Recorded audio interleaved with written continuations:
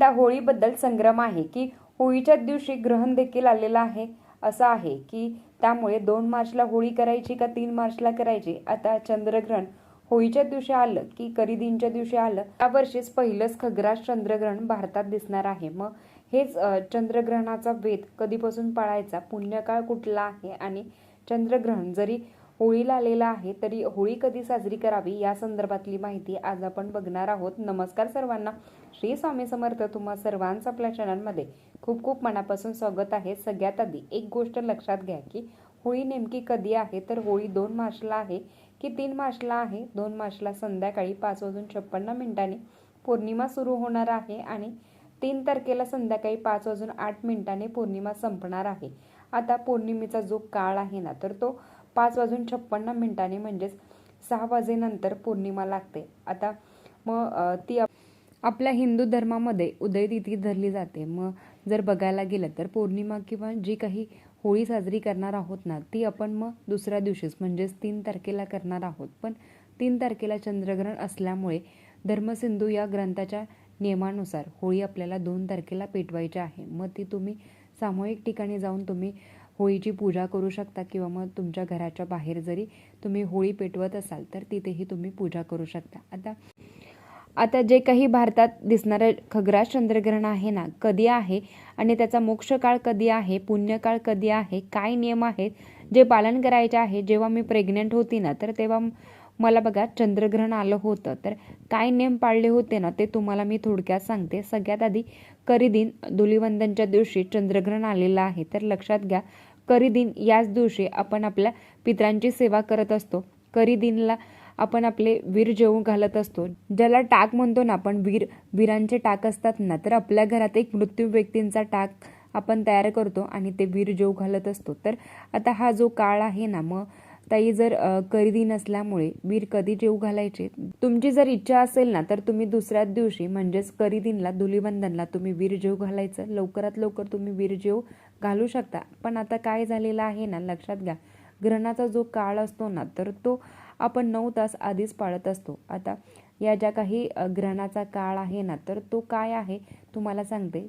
चंद्रग्रहण हे 3 मार्चला दुपारी 3:20 सुरू होते आणि संध्याकाळी 6:46 संपणार आहे.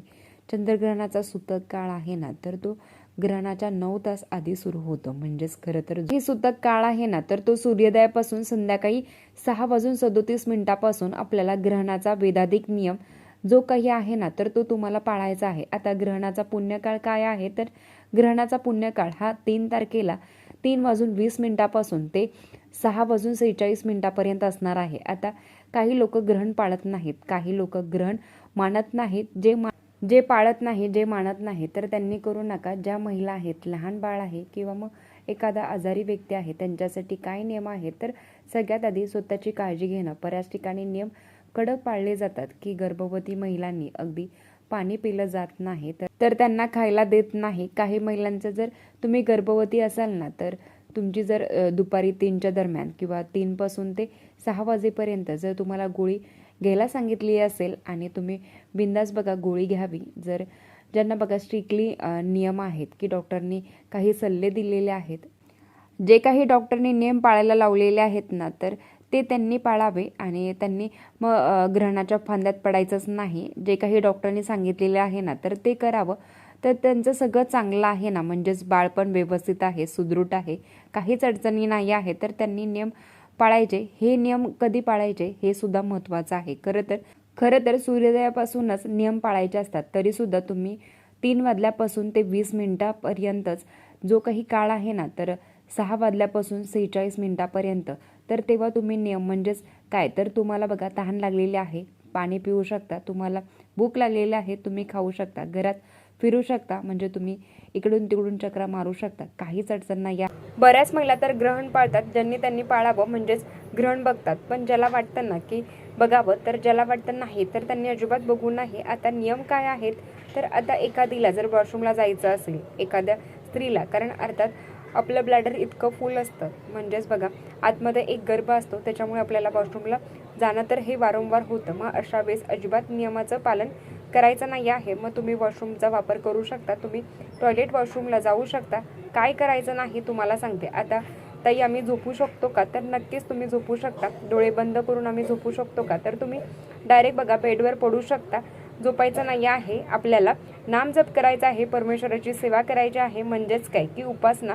तर 6:45 पर्यंत तुम्ही बघा पडून राहा, रिलॅक्स पडा. आता काही ठिकाणी जसं की मांडी घालायची नाही तर पायावर तिडी टाकायची नाही, तर बघा तुम्हाला पायावर तिडी घालून बसायचं असेल तर मांडी घालून बसा, पायावर तिडी टाकायची असेल तर पायावर तिडी टाकूनही बसा.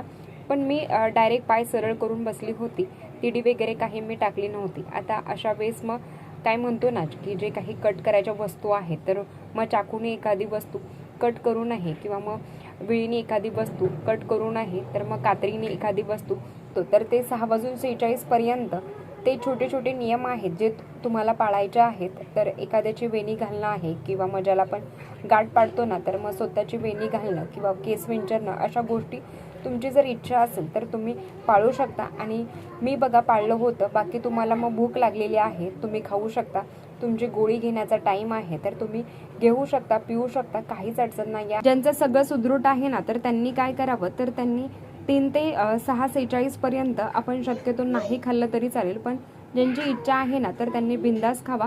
आता सेवा काय करायची आहे लक्षात घ्या. तर बघा रिलॅक्स बसा. तर तुम्ही खुर्चीवर बसायचं आहे, सोफ्यावर बसायचं आहे.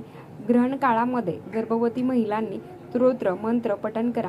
एखादं चांगलं पुस्तक आहे तर तुम्ही ते वाचू शकता किंवा मग तुम्ही पोटावर हात ठेवून मंत्र स्तोत्र पठण करू शकता, जेणेकरून बाळावर सुद्धा योग्य त्याचे व्हायब्रेशन पोचतात आणि त्याचे बाळापर्यंत सोबत तुम्ही पण मोबाईलवर लावून बघा, ते ऐका. किंवा मग तुम्ही स्वामी समर्थ मंत्र किंवा मग तुमच्या गुरूंचा जो मंत्र आहे ना तर तो तुम्ही लावून द्या. किंवा मग तारक मंत्र आहे, स्वामींचे मंत्रसूत्र आहेत ते तुम्ही लावून ऐकू शकता. तर रामरक्षा 11 वेळा तुम्ही म्हणा, 1 वेळा म्हणा.